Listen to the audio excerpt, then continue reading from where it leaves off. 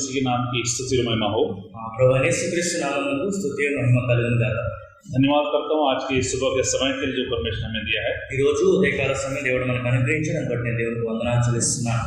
मैं उम्मीद करता हूँ कि पिछले रात हमने जो समय एक साथ बताया था నిన్న రాత్రి మనం కలిసి గడిపిన సమయం గురించి నేను ఇలా ఆశిస్తున్నాను। उसमें से कुछ बातों को हमने सीखा और समझा। అనేక విషయాలు నిన్న మనం అర్థం చేసుకున్నాము, నేర్చుకున్నాము। और क्योंकि मैंने आपसे कहा कि मैं भी एक शिक्षक हूँ, నేను కూడా ఒక ఉపాధ్యాయుడిని కాబట్టి मैं कुछ सवाल पूछूंगा और उम्मीद है कि क्लास उत्तर देंगे। నేను కొన్ని ప్రశ్నలు అడుగుతాను, ఇక్కడ ఉన్న క్లాస్ వాళ్ళందరూ కూడా నాకు జవాబు ఇస్తారని నేను ఆశిస్తున్నాను। कल हमने ये भी देखा कि हमारे मध्य करीब 4-5 और भी शिक्षक हैं या लोग हैं जो स्कूलों में काम करते हैं। నిన్నటి దినము ఇలాగ స్కూల్లోని పనిచేసే టీచర్స్ నలుగురు ఐదుగురు మన మధ్య ఉండి కూడా మనం గమనించాం। उसमें से एक शिक्षिका के घर में कल मुझे भोजन प्राप्त करने का समय मिला। నిన్న ఒక అధ్యాపకురాలు ఇంటికి వెళ్ళి అక్కడ భోజనం చేసే భాగ్యం నాకు లభించింది। मैं परमेश्वर धन्यवाद देता हूँ भाई भवानी और बहन सुनीता, उनके दोनों बच्चों की। సహోదరులు భవానీ కుటుంబం బట్టి నేను దేవునికి వందనాలు చెల్లిస్తున్నాను। मैं धन्यवाद करता हूँ कि अंकल एजी जेकब परमेश्वर दास और परिवार ने जिस सेवकाई को शुरू किया उस सेवकाई को उनके साथ मिलकर आगे बढ़ाने के लिए ये परिवार भी आगे है। జేకబ్ అంకుల్ ఏ పరిచయం అయితే ప్రారంభించారో పరిచయంలో కొనసాగిస్తూ వారికి సహాయపడటకు ఈ కుటుంబం కూడా ఉంది, అందుబట్టి నేను దేవునికి వందనాలు చెల్లిస్తున్నాను। हम देखते हैं कि प्रभु यीशु मसीह जब संसार में थे, ప్రభువైన యేసుక్రీస్తు వారు ఈ లోకంలో ఉంటుండగా उनके कितने चेले थे बच्चों? ఆయనకి ఎంతమంది శిష్యులు ఉన్నారు? कितने चेले थे? 12 ना? 12 మంది శిష్యులు కదా। 12 ही था ना? 12 మంది కదా। मेरे बाइबल में 12 दिया है, किसी और के बाइबल में उससे ज्यादा दिया है कम दिया तो मुझे जरा बताना, आज क्लास के बाद मैं भी समझना चाहूंगा। అన్ని బైబిల్లోని 12 మంది శిష్యుల పేర్లే ఉన్నాయి, ఇంకెవరి బైబిల్లో ఎక్కువ పేర్లు ఉన్నట్లయితే మీకు వచ్చి అన్నకి చెప్పొచ్చు। बचपन से इन बातों को हम सीख रहे हैं, చిన్నప్పటి నుంచి ఈ విషయాలు మనం నేర్చుకుంటున్నాం। और परमेश्वर हमारी सहायता करता है कि हर वक्त जब हम बाइबल को खोलते हैं तो कुछ नया हमें सीखने को मिलता है। బైబిల్ తెరిచిన ప్రతిసారి నూతనంగా ఏదో నేర్చుకున్నటకు దేవుడు మనకి సహాయం చేస్తూ ఉంటారు। आज दिन के आखिरी तक मैं आपकी ध्यान कुलुस्सियों की पत्र की ओर लेकर जाना चाहता हूँ। ఈ రోజంతటా సమయంలో కూడా కొలస్సీలకు రాసిన పత్రిక వైపు మీ ధ్యానాన్ని నేను ఆకర్షించాలనుకుంటున్నాను। लेकिन उससे पहले हम आज कल जिस भाग को हम देख रहे थे मरकुस रचित सुसमाचार उसका 12वां अध्याय, దానికి ముందుగా నిన్నటి దినం మనం చూసుకున్న వాక్య భాగం మార్కు సువార్త 12వ అధ్యాయము। मैं I am only trying to set up some context, एक पृष्ठभूमि को तैयार कर रहा हूँ ताकि जिन बातों को हमें समझनी है उस ओर हम पहुंच पाए। ఏ విషయాలైతే మనం అర్థం చేసుకోవాలో మనం అక్కడి వరకు చేరుకున్నటకు ఒక నేను సందర్భాన్ని ఇలాగ ఏర్పాటు చేయాలనుకుంటున్నాను। मैंने आपसे कल बताया నిన్నటి దినం నేను ఇలా చెప్పాను, कुछ ऐसी बातें जो मरकुस उसके 12वें अध्याय में पढ़ते हैं, మార్కు సువార్త 12వ అధ్యాయంలో కొన్ని విషయాల గురించి మనం చదువుతున్నాం। और मैंने आपसे कहा कि ऐसी कुछ बातें हैं जो वहां पर खास रूप से प्रभु यीशु मसीह के आखिरी सप्ताह के बारे में हमने देखा। అక్కడ ప్రత్యేకించి ప్రభువైన యేసుక్రీస్తు వారి ఆఖరి వారం గురించి మనం కొన్ని విషయాలు చూస్తున్నాం। Brother had kept the writer marker where that one.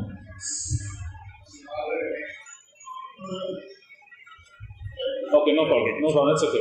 तो मैंने आपसे कहा कि कल ऐसी बातों को करीब 1/3 मरकुस रचित सुसमाचार में 37% या 1/3 of Mark is dedicated to the last week of Jesus Christ. నిన్నటి దినము నేను చెప్పినట్లుగా మార్కు సువార్తలో 3వ భాగం లేదా 37% వరకు ప్రభువైన యేసుక్రీస్తు వారి ఆఖరి వారంలో జరిగిన సంఘటనల గురించి మనం చూడగలుగుతున్నాం।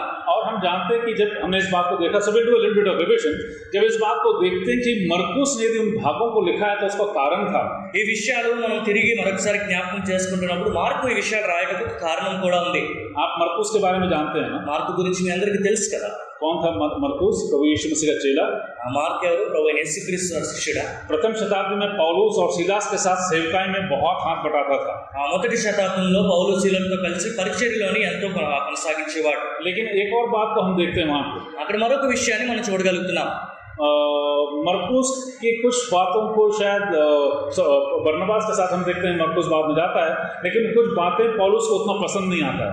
మార్కు బర్నబాతో కలిసి వెళ్తున్నాడు కానీ మార్కు చేసిన కొన్ని విషయంలో పౌలుకి నచ్చలేనట్లుగా మనం చూడగలుగుతున్నాం। और हम देखते हैं कि पौलुस उस भाग में देखते हैं कि पौलुस ने मरकुस का साथ नहीं लिया या मरकुस उनको छोड़ दिया, इसलिए बहुत गुस्से में था। ఆ వాక్య భాగంలో చూసినప్పుడు మార్కు పౌలు ఎలాగ విడిపోయారో కోపించిన విషయాలు అక్కడ మనం చూడగలుగుతున్నాం। लेकिन पौलुस बाद में जब मरकुस के बारे में लिखता है तो कहता है कि वो सेवकाई के लिए बहुत काम आया। కానీ అపోస్తలుడైన పౌలు మార్కు గురించి రాస్తూ పరిచర్యలోని ఎంతో ఉపయోగపడ్డాడని రాస్తున్నాడు। एक बात हम याद रखें, जब मरकुस रचित सुसमाचार यदि उसको डेडिकेटेड है, यदि उसने लिखा है, he was reinstated into that fellowship with Paul.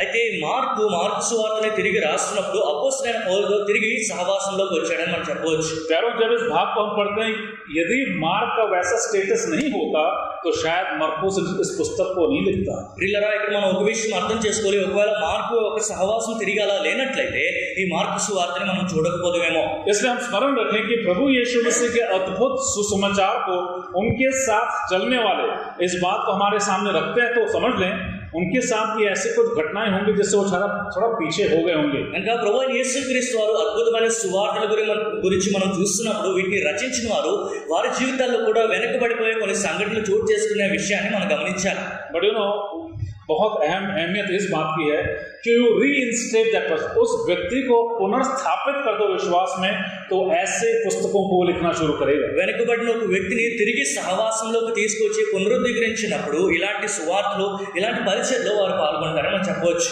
हमारे मसीही जीवन में ऐसे कितने मौके आते हैं कि जब हम हार जाते हैं, थक जाते हैं, डिस्करेज हो जाते हैं. మన క్రైస్తవ జీవితంలో ఎన్నోసార్లు ఓడిపోతాం, అలసిపోతూ ఉంటాం, ఎంతో నిరుత్సాహపడుతూ ఉంటాం.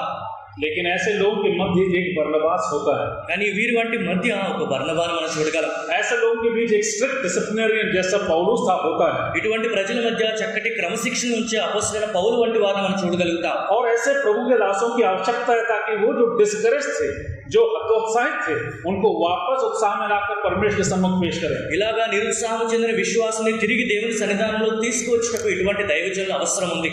तो ऐसा एक व्यक्ति था मरकुस. కనుక మార్కు ఇటువంటి వ్యక్తి. मैं सोचता हूँ यंग था, जवान था. ఆయన యవనస్తుడని నేను భావిస్తున్నాను. प्रभु यीशु मसीह के चेलों की उम्र तो नहीं बताई गई, ప్రభువైన యేసుక్రీస్తు వారి శిష్యుల యొక్క వయసు ఎక్కడా చెప్పబడలేదు. लेकिन हमें कुछ ऐसा लग सकता है. కానీ మనకి ఇలా అనిపించవచ్చు, I don't think they were very old. వారంతా వయసు పైబడిన వాళ్ళని మనం చెప్పకూడదు. प्रभु यीशु मसीह के बारे में कहते हैं, कुछ लोगों का कहना है कि he may have died when he was around 36 years old, not 33. కొంతమంది ఏమని చెప్తుంటారంటే ప్రభువైన యేసుక్రీస్తు వారు 33 సంవత్సరాలు కాదు 36 సంవత్సరాల వయసులో మరణించి ఉండవచ్చు అని కొంతమంది చెప్తూ ఉంటారు. भले हम इस प्रकार से पढ़ते हैं कि यीशु मसीह 33 साल 33.5 साल के आसपास मर गए. మన వాక్యంలో చదువుతున్న ప్రభువైన యేసుక్రీస్తు వారు 33.5 సంవత్సరాల వయసులో ఆయన మరణించారు. यीशु मसीह के साथ अनोखी बात है कि मृत्यु के साथ उनका जीवन का समाप्त नहीं होता है. ప్రభువైన యేసుక్రీస్తు వారితో ప్రత్యేకమైన విషయం ఏంటంటే ఆయన మరణంతోనే ఆయన జీవితం సమాప్తం అవ్వట్లేదు. लेकिन परमेश्वर को स्कॉलर्स दासों का कहना है कि यीशु मसीह का जन्म शायद it happened around 3 BC, before 3 years before, जहाँ से हम जिस बात को जानते हैं. కానీ మనకి ఇప్పుడు తెలిసిన విషయాల నుంచి బైబిల్ పండితులు ఏం చెప్తూ ఉంటారంటే క్రీస్తు పూర్వము 3వ సంవత్సరంలోనే ప్రభువైన యేసుక్రీస్తు వారు జన్మించారని కొంతమంది అభిప్రాయం. उसका कारण भी ऐतिहासिक कॉन्टेक्स्ट है, राजाओं के नाम है, रोमन कैसर का नाम है, हेरोदियास का नाम है. फिर वहाँ पे हम देखते हैं किस प्रकार से कुछ स्कॉलर्स ने कहा कि जब सेंसस लिया गया था, गिनती ली गई थी, ये सब का हिसाब लगा के कहते हैं यीशु मसीह करीब उससे 3 साल पहले जन्मे थे, अभी जैसे सोचते हैं. ఇలాగా పండితులు ఇలాగా లెక్కలు వేస్తున్నప్పుడు ప్రభువైన యేసుక్రీస్తు వారు క్రీస్తు పూర్వం 3 సంవత్సరాల క్రితం జన్మించేవారు. కైసరు ఆ సమయం కానీ హెరోదు సమయం కానీ అప్పుడున్న జనాభా లెక్కల సంఖ్యలు తీసుకుని ప్రభువైన యేసుక్రీస్తు వారు 3 సంవత్సరాల ముందే జన్మించవచ్చు అని కొంతమంది పండితులు చెప్తూ ఉంటారు. खैर कुछ भी हो, ఏది ఏమైనప్పటికీ यदि प्रभु समय देता है इस बात को हम जानने की कोशिश करें कि क्या यीशु मसीह वास्तविक व्यक्ति थे. ఆ ప్రభువైన యేసుక్రీస్తు వారు సమయం ఇచ్చినట్లయితే ఇలాగ దేవుడు మనకు సమయం దయచేసినట్లయితే నిజంగా ప్రభువైన యేసుక్రీస్తు వారు వాస్తవంగా ఉన్నారనే విషయాన్ని కూడా మనం గమనిద్దాం. या यीशु मसीह जिसके बारे में हम पढ़ते हैं बाइबल से, उसके ऊपर हमने विश्वास करके परमेश्वर के दास ने जो कहा उसके ऊपर विश्वास करके मान लिया कि यीशु मसीह थे. సరే, దేవుని దాసుడు చెప్పిన మాటలు విని ప్రభువైన యేసుక్రీస్తు వారు నిజంగానే ఉన్నారని మనం భావించి విశ్వసించాం అనుకోండి. मैं आप लोगों के मन में कोई डाउट या कोई शक या शंका नहीं डालना चाहता. किस सवाल ऐसा किया तो इसी जगह हमको अगले बार मत आना. మీ మనసులోని ఇలాగ ఇటువంటి సందేహాలు నేను తీసుకురావాలనుకోవట్లేదు. కానీ एक बात हम विश्वास करते हैं कि यीशु मसीह थे. ఒక మాట మనం విశ్వసిస్తున్నాం, ప్రభువైన యేసుక్రీస్తు వారు ఉండేవారు. जितने लोगों का उद्धार हुआ इस बात को विश्वास करते हैं कि यीशु मसीह थे. ఎంతమంది అయితే రక్షింపబడ్డారో ప్రభువైన యేసుక్రీస్తు వారు లోకంలో ఉన్నారని విశ్వసిస్తున్నారు. कुंवारी मरियम से उनका जन्म हुआ. కన్యక మరియ ద్వారా ఆయన జన్మించారు.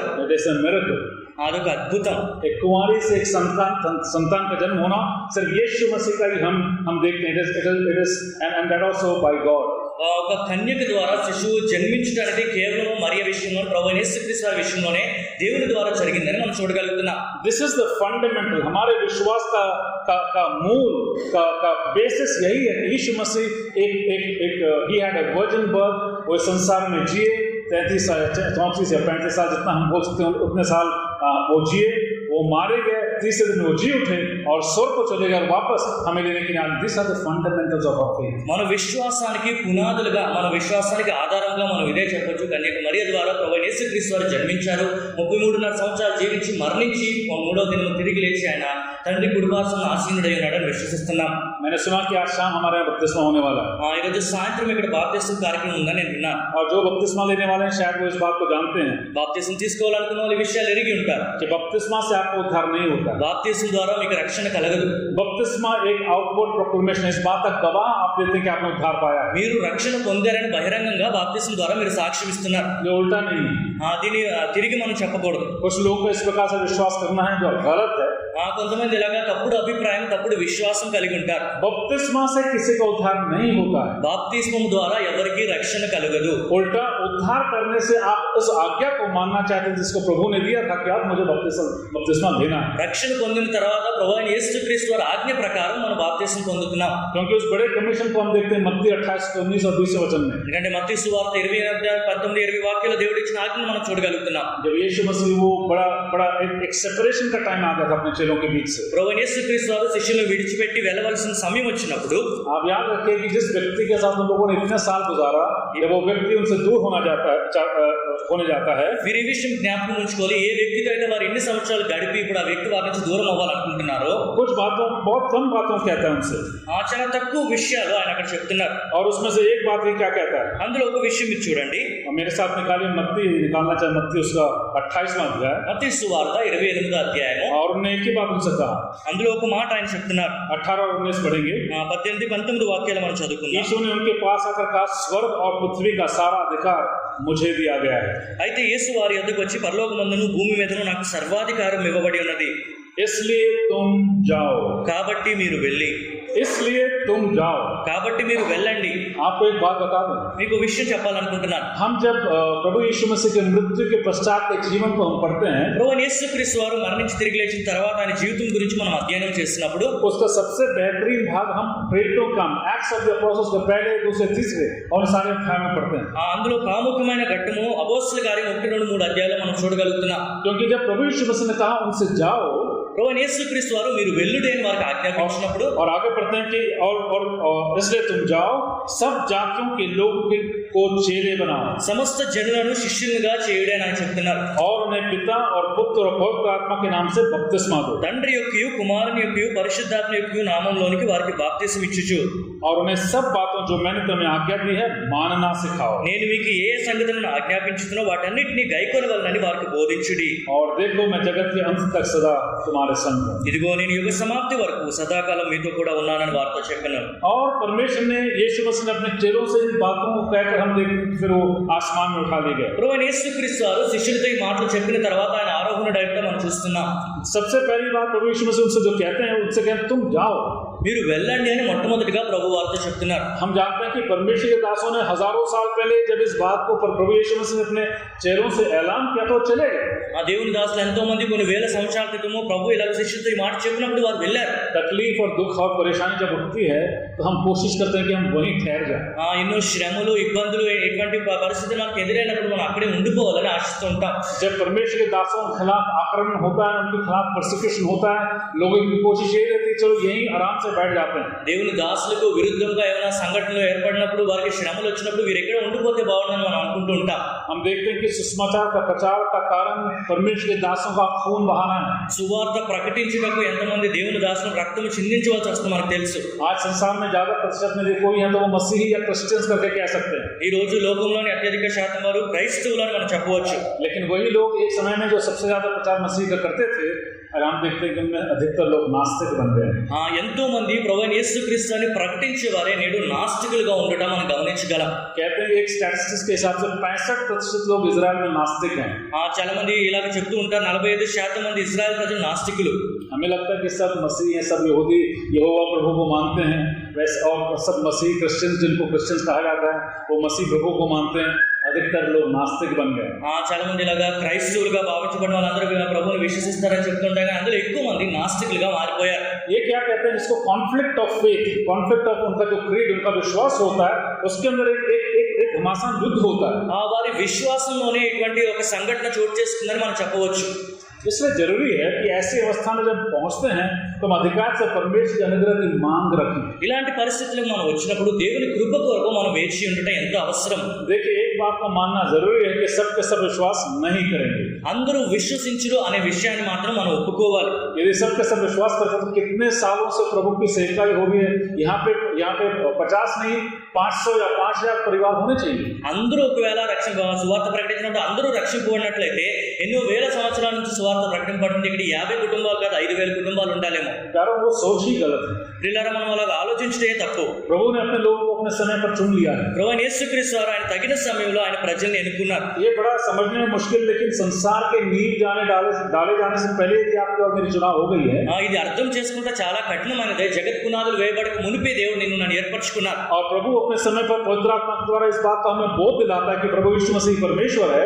ప్రభు ఆయన సమయమందు పరిశుద్ధాత్మ దేవుడి ద్వారా ప్రభువైన యేసుక్రీస్తు వారే దేవుడు అనే విషయాన్ని మనకు అర్థమయ్యేలా తెలియజేస్తారు. और जिस प्रकार से एफएसी के पत्र से दूसरे अध्याय में पढ़ते हैं कि इस बात से कोई घमंड ना करे कि तुमने अपने कर्मों से प्रभु को पाया है. ఎఫెసీయులకు రాసిన పత్రిక 2వ అధ్యాయంలో మనం చూస్తున్నట్లుగా మీ క్రియలు బట్టి మీరు విశ్వాసం పొందారని ఎవరు కూడా అతిశయించవద్దు. लेकिन प्रभु यीशु मसीह के ऊपर विश्वास, उसका अनुग्रह से ही हमारा उद्धार हुआ. అని ప్రభువైన యేసుక్రీస్తు వారిని విశ్వసించడం ద్వారా కృప చేతనే మీరు రక్షింపబడి ఉన్నారని మనం చూస్తున్నాం. आप चारों तरफ देखेंगे నలుదిక్కులు మీరు చూసినట్లయితే बहुत लोग हैं जो प्रभु के खिलाफ बोलते हैं. ఎంతో మంది ప్రభువుకు విరుద్ధంగా మాట్లాడుతూ ఉంటారు. और ये प्रभु के खिलाफ बोलना आज नहीं, प्रभु के समय से ही शुरू हुआ. ప్రభువుకు విరుద్ధంగా మాట్లాడుట ఇప్పుడు కాదు, ప్రభు ఉన్న సమయంలోనే ప్రారంభమైంది. कल हम लोग एक यात्रा शुरू किए थे. నిన్నటి దినం మనం ఒక యాత్ర ప్రారంభించాం. कहाँ से शुरू किए थे? ఎక్కడి నుంచి ప్రారంభించాం? कहाँ से शुरू किए? ఎక్కడి నుంచి ప్రారంభించాం? यरीहो से. ఎరికో నుంచి ప్రారంభించాం. यरीहो से हम कहाँ जा रहे थे? ఎరికో నుంచి ఎక్కడికి వెళ్తున్నాం? यरूशलेम की ओर जा रहे थे. యెరూషలేం తట్టుకు మనం వెళ్తున్నాం. हमने यरीहो से यरूशलेम की दूरी को देखा. ఎరికో నుంచి యెరూషలేమునకు ఎంత దూరం ఉందో మనం చూసుకున్నాం. उस दूरी को तय करने की का समय को भी हमने देखा. ఆ దూరము లెక్కించుటకు ఎంత సమయం పడుతుందో కూడా మనం చూసుకున్నాం. हमने देख करीब 24 किलोमीटर को चलना था. 24 కిలోమీటర్లు సుమారుగా వాళ్ళు ప్రయాణం చేయాలని మనం చూసుకున్నాం. वो 24 किलोमीटर चलने के लिए उनकी एपीएसआरटीसी की बसें नहीं थी. 24 కిలోమీటర్లు వెళ్ళటకు వాళ్ళకి అప్పట్లో ఏపీఎస్ఆర్టీసీ బస్సులు లేవు. उनको खुद से चलने दिया तो गधों के ऊपर बैठ के जाते थे. వారు కాలు నడకను కానీ లేదా గాడిదల మీద కానీ వెళ్ళాల్సి వచ్చేది. और हमने देखा कि यीशु मसीह अपने चेलों के साथ उस यात्रा को तय करना तो कम से कम 8 घंटे लगते थे. ప్రభువైన యేసుక్రీస్తు వారు ఆయన శిష్యులతో ఈ యాత్రను ప్రారంభించినప్పుడు దాన్ని లెక్కించినప్పుడు సుమారుగా 8 గంటలు పడుతుందని మనం చూసుకున్నాం. मुझे याद आता है यहाँ के जो पूर्व मुख्यमंत्री थे वाईएस साहब है. ఇక్కడ మునుపున్న ముఖ్యమంత్రి వైఎస్ఆర్ మీ అందరికీ उन्होंने తెలుసు. जब इलेक्शन को जीता था कई 10-15 साल पहले, उससे पहले ఆయన ఒక 15 సంవత్సరాల క్రితం ఎలక్షన్స్ గెలిచినప్పుడు उन्होंने आंध्रा में घर उन्होंने क्या पद यात्रा की थी.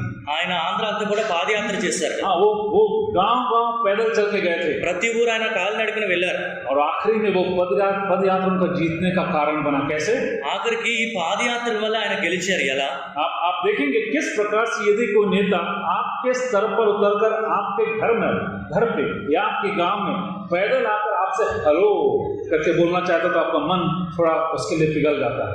గనుక ఒక నాయకుడు మీ ఇంటి వరకు వచ్చి మీ గ్రామంలోకి వచ్చి ఇలాగ పాదయాత్ర చేసి మీ వద్దకు వచ్చి మిమ్మల్ని పలకరించాలనుకున్నప్పుడు మీ హృదయం ఎలా కరిగిపోతుందో మనం గమనించగలం. उनके जीत के बहुत सारे कारण बता सकते हैं. ఆయన గెలిచడానికి ఎన్నో కారణాలు చెప్పవచ్చు. वो भूल जाइए, हम वापस आते हैं कि यीशु मसीह अपने चेलों के साथ यरूशलेम को जाते हैं. తిరిగి ప్రభువైన యేసుక్రీస్తు వారి గురించి మనం చూసుకున్నప్పుడు శిష్యులతో కలిసి యెరూషలేం తట్టు వెళ్తున్నారు. हम देखते हैं यरूशलेम से वापस बेथनी को आते हैं, फिर वो वापस यरूशलेम जाते हैं, वहां से शायद वापस बेथनी को आते हैं ट्यूसडे को. యెరూషలేం నుంచి బెత్నియాకు వస్తారు, బెత్నియా నుంచి తిరిగి యెరూషలేంకి వెళ్తారు, మరలా మంగళవారం తిరిగి బహుశా బెత్నియాకు వచ్చినట్లుగా మనం అక్కడ చదవగలుగుతున్నాం. मैंने बोला कि हमने देखा वहां पे करीब 3 सवाल प्रभु यीशु मसीह के साथ उठाई जाती है. అక్కడ ప్రభువైన యేసుక్రీస్తు వారికి 3 ప్రశ్నలు సంధింపబడినట్లుగా మనం చూస్తున్నాం. सबसे पहले हम देखते हैं कि किस प्रकार से फरीसियों ने यीशु मसीह इस सवाल को उठाया कि तूने इस काम को कौन से अधिकार रखा, कल तूने हमारे धंधे को चौपट कर दिया, कैसे तूने किया ये? ఆయనకు వచ్చిన మొట్టమొదటి ప్రశ్న అక్కడ శాస్త్రులు అడుగుతున్నారు, ఎవరు మీకు అధికారం ఇచ్చారు మా వ్యాపారాన్ని ఆపివేయటకు? हमने क्या देखा कल कि प्रभु यीशु मसीह वो व्यापारियों का जो परमेश्वर का मंदिर था, कहते हैं मेरे पिता के घर को परमेश्वर इस मंदिर को तुमने किस प्रकार से व्यवसाय या धंधे का स्थान बना दिया. అయితే ప్రభువైన యేసుక్రీస్తు వారి మాటలోని నా తండ్రి ఇంటిని ఇలాగ వ్యాపారం వారికి ఎలా మార్చివేశారనే విషయాలు ప్రభు చెప్తున్నారు. और रिविजन करेंगे. दूसरा सवाल क्या उठाते हैं? రెండో ప్రశ్న మనం ఏం చూస్తున్నాం? वहां पे उनसे फरीसी और हेरोद के पीछे चलने वाले पूछते हैं कि हम किसको दें? పరిసయ్యులు హెరోదీయులు అందరూ వారి దగ్గరకు ప్రభువైన యేసుక్రీస్తు వారి దగ్గరకు వచ్చి మేము పన్ను ఎవరికి చెల్లించాలని అడుగుతున్నారు. हम टैक्स किसको दें? तो यीशु मसीह से क्या कहता है? మేము పన్ను ఎవరికి ఇవ్వాలని అడిగినప్పుడు ప్రభువైన యేసుక్రీస్తు వారు ఏం చెప్తున్నారు? सिक्का लेके आओ. మీరు ఒక కాసు తీసుకుని రండి అని ప్రభు చెప్తున్నారు. उसमें किसका चेहरा छपा हुआ है? దాని మీద ఎవరి ముద్రను మీరు చూస్తున్నారు? उस व्यक्ति को दे दो. ఆ వ్యక్తికి మీరు పన్ను చెల్లించాలి. और उसके बाद सदूसी पूछते हैं कि रिजरेक्शन ऑफ द डेड, क्या मरे हुए लोग जी उठ सकते हैं? ఆ పునరుద్ధానం గురించి నిజంగా మరణించిన వారు తిరిగి లేవగలరా అని సదుఫీలు అడిగిన ప్రశ్న మనం మూడోదిగా చూస్తున్నాం. क्योंकि एक बात तो हम जानते हैं, सदूसी रिजरेक्शन पे विश्वास नहीं करते थे. సదుఫీలు పునరుద్ధానం అనే విషయం మీద వారు విశ్వసించేవారు కాదు. यीशु मसीह ने उनको उत्तर दिया, ప్రభువైన యేసుక్రీస్తు వారు వారికి జవాబిస్తున్నారు. उनके सवाल को उनको उत्तर देकर उनको शांत कर दिया. వారి ప్రశ్నలకు ఇలా ఇటువంటి జవాబిచ్చి వారు సమాధానం పరిచారు. और उसके पश्चात हम 28वें वचन में पहुंचते हैं, क्योंकि this is the place that we want to arrive at. हमें यहाँ पहुंचना है ताकि हम इस बात को जान ले कि सवाल कौन सा उठता है. అయితే ప్రశ్న ఎలాగ తలెత్తుతుందని అర్థం చేసుకుంటకు ఇప్పుడు ఇవన్నీ సంఘటనలు జరిగిన తర్వాత 28వ వాక్యం యొద్దకు మనం వస్తున్నాం. मैंने आपसे कहा था कि यहूदियों के they have a book, उसको तनाख कहते हैं. ఆ యూదులకు ఉన్న గ్రంథంని తనాక్ అని చెప్తారని నేను ముందుగా చెప్పాను. मैंने कहा कि अभी जो इंग्लिश बच्चे औसत पढ़ते हैं इंग्लिश, TNKH को कैसे पढ़ेंगे? ఇంగ్లీష్ చదువుతున్న పిల్లలు TNKH ని మీరు ఎలా ప్రొనౌన్స్ చేస్తారు? तो पढ़ाते हैं, हम जानते हैं you have to use vowel sound ना, आ ई ओ होना चाहिए. तो यहाँ पे हम क्या करेंगे, we'll put an A here. क्योंकि मैं इब्री भाषा में वाउल साउंड नहीं है. హెబ్రీ భాషలోని ఇటువంటి ఇలు ఉండవు. So for ease of reading it's read as Tanakh. దాన్ని తనాక్ అని చదువుతుంటారు. और हमने क्या देखा, T stands for Torah. T అంటే తోరా అని మనం చూసాం. इस बात को जानना जरूरी है, यहूदियों के ये सबसे प्रमुख पुस्तक है जिसके पर वो उनकी सारी बातें डिपेंड करते हैं. उसको तोरा जिसके 5 स्क्रोल्स हैं. యూదులు ఈ గ్రంథం మీద వారి పూర్తి విశ్వాసం ఆధారపడి ఉంటుంది కనుక ఇది మనం గమనించాలి. తోరా అనేది 5 గ్రంథపు చుట్టలు ఉంటాయి. और हमने देखा तोरा में जब वो लिखे उसको व्यवस्था कहते हैं, इंस्ट्रक्शंस कहते हैं या नियम कह सकते हैं. తోరాని ధర్మశాస్త్రం లేదా ఆజ్ఞలను చెప్తూ ఉంటారు. उसके बाद हमने देखा N తర్వాత N stands for Nevi'im. నెవీం అంటారు. Nevi'im का अर्थ है prophets. నెవీం అనగా ప్రవక్తల గ్రంథాలు. तो भविष्यवक्ता हमको Nevi'im करके उसके अंदर पढ़ा जाता है. ప్రవక్తల గ్రంథాలన్నింటినీ నెవీం అని వారు చదువుతుంటారు. आखिरी के हम देखते हैं केतुबीम. కే అనగా కెతుబీం. वो राइटिंग्स है, उनके लिखे हुए वो सारे स्क्रोल्स हैं. అవన్నీ వారి రాతలైన గ్రంథపు చుట్లని మనం చెప్పవచ్చు. और इसमें से हो सकता है कुछ लोग जो उनके रब्बाई होते हैं उन लोगों ने कुछ बातों इंस्ट्रक्शंस को लिखा. బహుశా రబ్బీలు వారు కొంతమంది ఇందులో కొన్ని ఆజ్ఞలు రచించి ఉండవచ్చు. और इसलिए मरकुस 12 उसके 28 में जब पूछा जाता है, let's read that verse again. కనుక మార్కు సువార్త 12వ వాక్యంలో ఈ ప్రశ్న అడగబడినప్పుడు మరొకసారి వాక్యాన్ని మనం చదువుకుందాం. शास्त्रियों में से एक ने आकर उनसे विवाद करता सुना. ये जानकर कि उसने अच्छी रीति से उत्तर दिया, उससे पूछा सबसे मुख्य आज्ञा कौन सी है. శాస్త్రుల్లో ఒకడు వచ్చి వారు తర్కించుట విని ఆయన వారికి బాగుగా ఉత్తరం ఇచ్చినని గ్రహించి ఆజ్ఞలన్నింటిలో ప్రధానమైనది ఏదని ఆయనను అడిగాను. और तब हमने एक बात को देखा, అప్పుడు మనం ఒక విషయాన్ని చూసాం. there are 613 commandments. యూదులకు 613 ఆజ్ఞలు ఉన్నాయి. और उसमें से 365 అందులో 365 ఆజ్ఞలు. अक्सर जब पूछा जाता है बोलते हैं कि 10 आज्ञा है ना, क्योंकि हम व्यवस्था में पढ़ते हैं और फिर निर्गमन में पढ़ते हैं उसके 10वें अध्याय में. నిర్గమకాండంలో ఆజ్ఞలు 10 ఉంటాయి కాబట్టి ఎవరైనా వాళ్ళని అడిగినప్పుడు 10 ఆజ్ఞలను చెప్తూ ఉంటాం. और उसमें से 365 हमने देखा कि ऐसी आज्ञाएं हैं जो कहते हैं कि ये सब मत करना, प्रोहिबिटेड. అయితే ఈ 613 ఆజ్ఞల్లో 365 ఆజ్ఞలు మీరు ఇలాగ చెయ్యకూడదు అని చెప్తున్నాయి. और 248 ऐसी आज्ञाएं जो कहा गया कि तुम्हें ये करना है. 248 ఆజ్ఞలు మీరు ఇలాగ చేయాలి అని చెప్తున్నాయి. और इसलिए जब प्रभु यीशु मसीह से पूछा जाता है कि सबसे मुख्य आज्ञा कौन सा है, కనుక ఆజ్ఞలన్నింటిలో ప్రధానమైనది ఏదని ప్రభువైన యేసుక్రీస్తు వారిని ప్రశ్నింపబడినప్పుడు यीशु मसीह उनकी बातों को समझ गए యేసుక్రీస్తు వారు వారి ఆలోచన అర్థం చేసుకున్నారు. और यीशु मसीह उनके सवाल का उत्तर देते हैं. ప్రభు ఆయన అడిగిన ప్రశ్నకి జవాబిచ్చడం మనం చూడగలుగుతున్నాం. सब आज्ञाओं में से ये मुख्य है ప్రధానమైన ఆజ్ఞ ఏదనగా, कि हे इज़राइल, ఓ ఇశ్రాయేలు, क्या कहते सुन, మీరు వినుము. प्रभु हमारा परमेश्वर एक ही प्रभु है. మన దేవుడైన ప్రభువు అద్వితీయ ప్రభువు. और तू अपने परमेश्वर से अपने सारे मन से और अपने सारे प्राण से और अपनी सारी बुद्धि से और अपनी सारी शक्ति से प्रेम रखना. నీవు నీ పూర్ణ హృదయంతోను, నీ పూర్ణ ఆత్మతోను, నీ పూర్ణ వివేకముతోను, నీ పూర్ణ బలముతోను నీ దేవుడైన ప్రభువును ప్రేమింపవలనదే ప్రధానమైన ఆజ్ఞ. और हमने कल एक रब्बाई हिलेल के बारे में सुना. హిలేల్ అనే ఒక రబ్బీ గురించి నిన్నటి దినం మనం చర్చించుకున్నాం. और उससे जब बोला गया था कि पूरा तोरा को हमें बस एक पैर में खड़े होकर समझा दो, తోరా అంతటిని కూడా మీరు ఒక్క కాలు మీద నిలబడి మాకు అర్థమయ్యే ఇలా చెప్పండి అని ఆయన అడిగినప్పుడు उसने उत्तर ये दिया कि दूसरों से ऐसे काम मत करो जो तुम्हारे ऊपर तुम खुद नहीं करना चाहोगे। మీ పట్ల ఇటువంటి క్రియలు జరగకూడదు అని మీరు ఏవైతే భావిస్తారో అటువంటివి ఇతరుల పట్ల మీరు చేయొద్దు అని ఆయన చెప్పారు. यहाँ पर यीशु मसीह उस जिस बात को कहते हैं ఇక్కడ ప్రభువైన యేసుక్రీస్తు వారు చెప్తున్న మాట उसको हम ध्यान देंगे। మనం జాగ్రత్తగా అది గమనిద్దాం. और तू अपने परमेश्वर से अपने सारे मन से और सारे प्राण से अपने सारे बुद्धि से सारी शक्ति से प्रेम रख। और दूसरी ये है कि तू अपने पड़ोसी से अपने समान प्रेम रखना। మొదటి ఆజ్ఞ నీ పూర్ణ హృదయంతోనూ నీ పూర్ణ ఆత్మతోనూ నీ పూర్ణ వివేకంతోనూ నీ పూర్ణ బలంతోనూ నీ దేవుడైన ప్రభువును ప్రేమింపవలను. రెండవ ఆజ్ఞ మనం చూస్తున్నాం, నిన్ను వలె నీ పొరుగు వాని ప్రేమింపవలెను. यीशु मसीह एक टेक्स्ट उसको वो व्यवस्था में उसका 6वें अध्याय से लेते हैं। ప్రభువైన యేసుక్రీస్తు వారు ద్వితీయోపదేశ కాండం 6వ అధ్యాయం నుంచి మాటలు చెప్తున్నారు. और हम इस बात को ध्यान रखें कि यहूदी एक दिन में जब उसको यहूदियों के बारे में कहा जाता है कि वो 3 बार एक दिन में प्रार्थना करते हैं యూదులు రోజుకి 3 మార్లు ప్రార్థన చేస్తారని చెప్పబడుతూ ఉంటారు. और कहते हैं कि ये जो तू अपने प्रभु से अपने सारे तन मन धन और शक्ति से उसको स्मरण करना, उसको उससे प्रेम रखना, इस बात को कहते हैं कि यहूदी कम से कम 2 बार एक दिन में कहते हैं। నీ ప్రభువును పూర్ణ హృదయంతో పూర్ణ ఆత్మతో పూర్ణ బలంతో ప్రేమింపవలననే ఈ వాక్యంను యూదులు రోజుకి కనీసం 2 సార్లు చెప్తూ ఉంటారు. उनके सुबह के और शाम के प्रेयर्स में यहूदी इसी वचन को 2 बार दोहराते हैं। వారు ఉదయకాల సమయము సాయంకాల సమయం ప్రార్థనలో ఇవే మాటని 2 సార్లు చెప్తూ ఉంటారు. और ऐसा कहा जाता है, ఇలా చెప్పబడుతూ ఉంటుంది. इस प्रकार से उसका पढ़ा నేను ఇలా చదివాను, ये जो वचन है ఈ వాక్యం ఏదైతే ఉందో इसको छोटे से कंटेनर में लोग डालते हैं దీని ఒక చిన్న దాంట్లో వారు వేసుకుని ఉంటారు ఈ వాక్యాన్ని. और उसको मेजूजा कहा जाता है। దాన్ని మెజూజా అంటారు.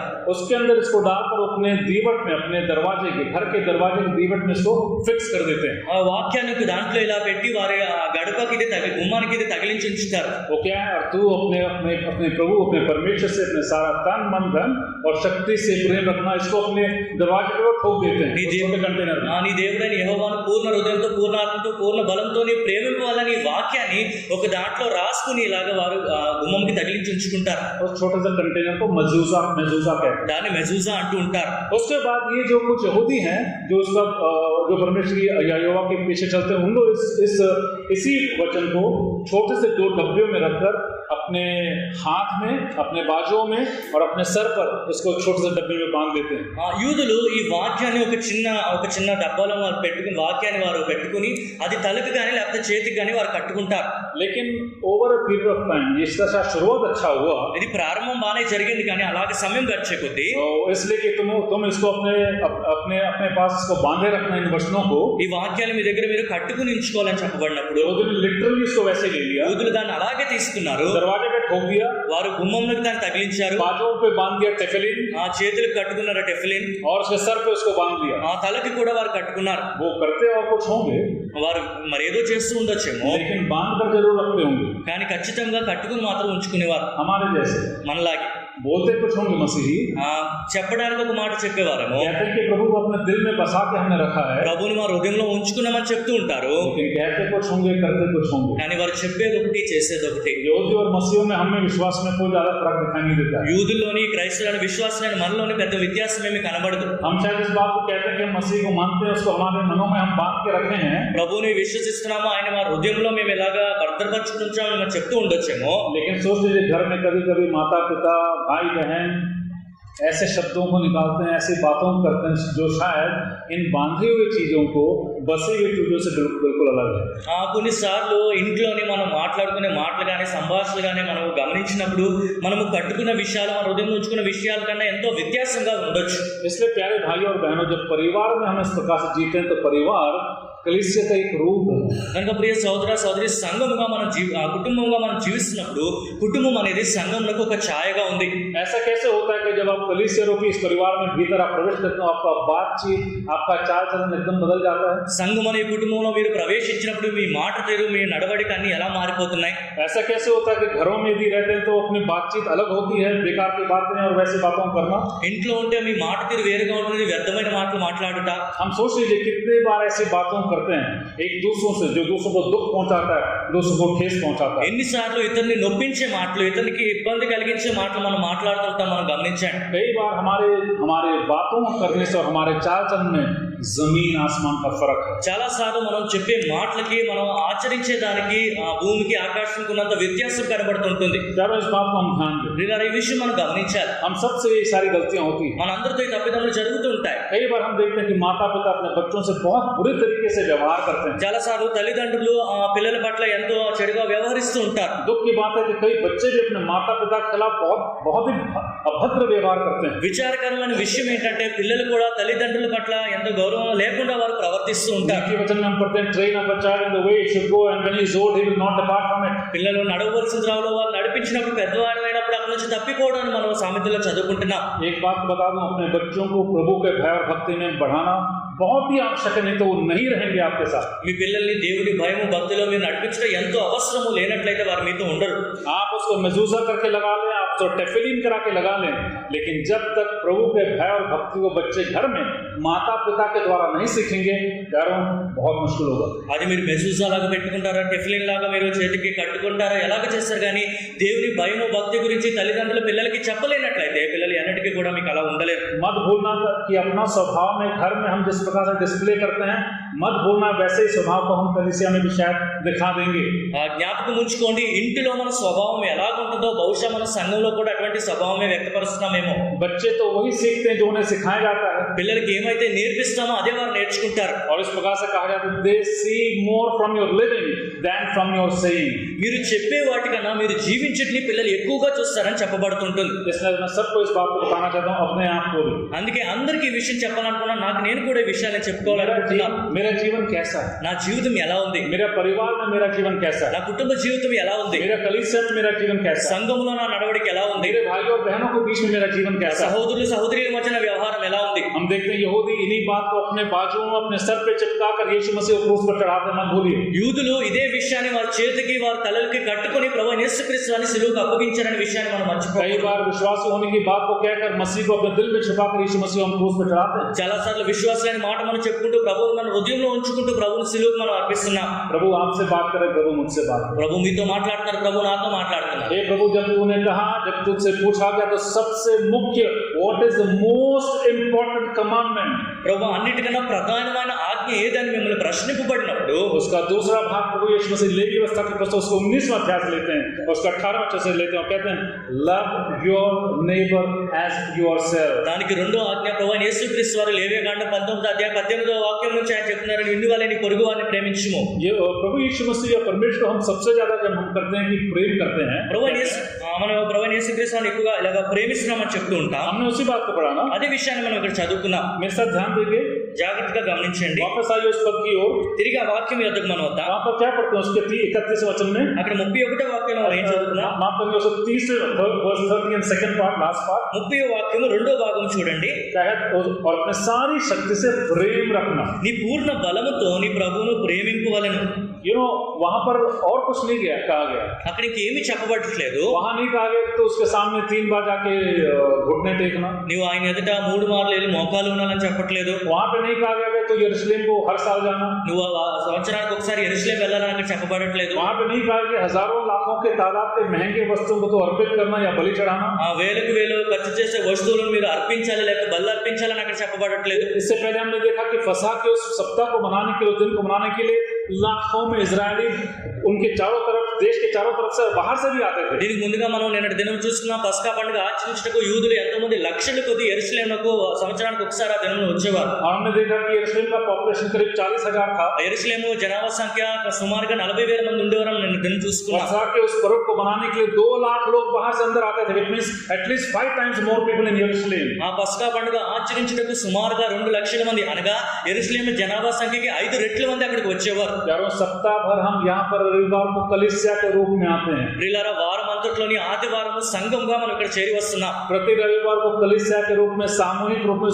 पासओवर को हम स्मरण करते हैं। ప్రతి ఆదివారం సంఘంగా మనం చేరి వచ్చి ఆ పస్కాను మనం జ్ఞాపకం इस చేసుకుంటున్నాం. बात को हम स्मरण करते हैं कि वहां पे मेरा एक जीवन था, वो बदल गया है। ఒకప్పుడు నా జీవితం అలా ఉన్నది, మారిపోయిందనే విషయాన్ని మనం జ్ఞాపకం చేసుకుంటున్నాం. वहां पे इस बात को देखते हैं कि मैं किसी के अधीन था करीब 400 450 साल। ఆ 450 సంవత్సరాల క్రితం ఎవరి ఆధీనం కింద నేను ఉండేవాడిని. अब मुझे आजादी मिल गई, ఇప్పుడు నాకు స్వాతంత్రం లభించింది. अब मेरे पाप के सारे बंधन टूट गए हैं, ఇప్పుడు నా పాప బంధకాలన్నీ కూడా తెగిపోయాయి. उस अंधकार से अद्भुत रोशनी में मैं प्रवेश कर चुका हूं। అంధకారం నుంచి ఆశ్చర్యకరమైన వెలుగులోకి నేను ప్రవేశించాను. इस बात को प्रतिदिन और प्रति सप्ताह कलीसिया के रूप में हम स्मरण ఈ करते हैं। విషయాన్ని ప్రతి దినము ప్రతి వారం కూడా సంఘంగా మనం జ్ఞాపకం చేసుకుంటున్నాం. यीशु मसीह ने उनको सिर्फ उनका जो पुराना हजारों साल से जिस बातों को यहूदी मानते हुए आ रहे थे उसको बस स्मरण दिलाते हुए कहते हैं कि सारे तन मन धन और शक्ति से उससे तू प्रेम करना। అయితే యూదులు ఎన్నో వేల సంవత్సరాలుగా ఆచరిస్తున్న వారి ఆజ్ఞ మరొకసారి ప్రభు జ్ఞాపకం చేస్తూ మీ పూర్ణ హృదయంతో, పూర్ణ ఆత్మతో, పూర్ణ బలంతో మీ ప్రభువుని ప్రేమింపవాలని ఆయన చెప్తున్నారు. और उसके बाद एक PS नोट NB हम लिखते हैं ना, PS है नोट बैक, దాని తర్వాత కింద ఒక నోట్ అని మనం ఇలా రాస్తూ ఉంటాం. ये बहुत इंपॉर्टेंट है। ఇది చాలా అవసరమైనది. मैंने बोला कि लेवी व्यवस्था 19 का 18 वचन को परमेश्वर प्रभु यीशु मसीह ने यहाँ पर जोड़ दिया। లేవియా కాండము 19వ అధ్యాయం 18వ వాక్యం నుంచి ప్రభువైన యేసుక్రీస్తు వారి మాటలు ప్రస్తావించారని నేను చెప్పాను. ये बहुत मुश्किल है ఇది ఎంతో కఠినమైనది. to love your neighbor as yourself, నిన్నువలే నీ పొరుగు వారిని ప్రేమించుట. अपने पड़ोसी से अपने देश से प्रेम करना నిన్నువలే నీ పొరుగు వారిని ప్రేమించుట कठिन है कि नहीं? కఠినమైనదా కాదా? अरे अपने माता पिता से प्रेम नहीं करता तो पड़ोसी से क्या प्रेम మీ करूं? తల్లిదండ్రులే ప్రేమించలేరు, ఇరుగు పొరుగు వారిని ఎలా ప్రేమిస్తా? अपने भाई बहन से प्रेम नहीं रखता तो मैं पड़ोसी से कहाँ प्रेम रखूंगा? తోటి సహోదరులు సహోదరుల్ని ప్రేమించలేనప్పుడు పొరుగు వారిని ఎలా ప్రేమిస్తాం? हम लोग बचपन में, చిన్నప్పుడు आप जानते हैं हम लोग 3 लड़के थे।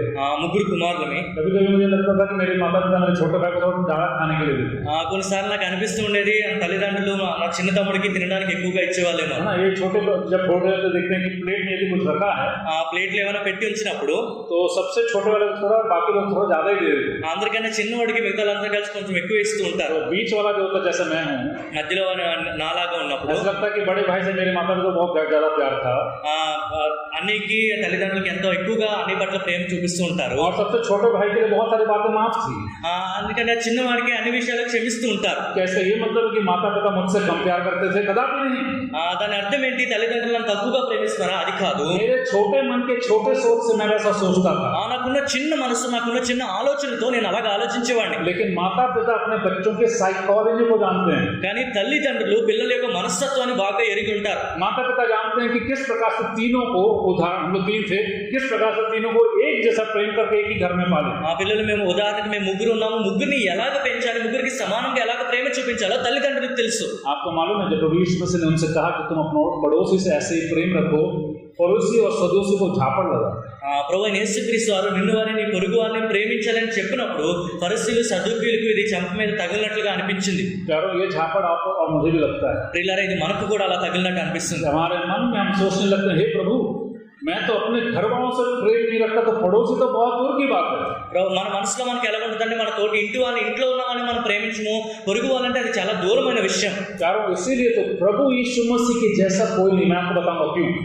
ప్రియులారా, ప్రభువైన యేసుక్రీస్తు వారి వల్ల ఎవరు లేరు. ఎందుకో నేను చెప్తాను. You know, it is through Jesus Christ grace became possible. यीशु मसीह के माध्यम से अनुग्रह या कृपा हो पाया। కేవలము ప్రభువైన యేసుక్రీస్తు వారి ద్వారా మాత్రమే కృప అనేది సాధ్యమైంది. और कृपा अनुग्रह का मतलब क्या है? కృప అంటే దాని అర్థం ఏంటి? I am standing on undeserved ground. मैं ऐसे जगह पे खड़ा हूं जिसके लिए मैं लायक नहीं हूं। నేను ఏ స్థితిలో అయితే నిలబడ్డానో ఆ స్థితికి నేను యోగ్యుడు కాదు. అటువంటి స్థితిలో నేను నిలబడ్డాను. उदाहरण के लिए आपने ऐसा कुछ कर्म कर डाला, आपने ऐसा कुछ कांड कर डाला, ఉదాహరణకి మీరు ఏదో ఇలాగ ఒక కార్యము తప్పుడు కార్యము చేశారనుకోండి, आपका बचना नामुमकिन है।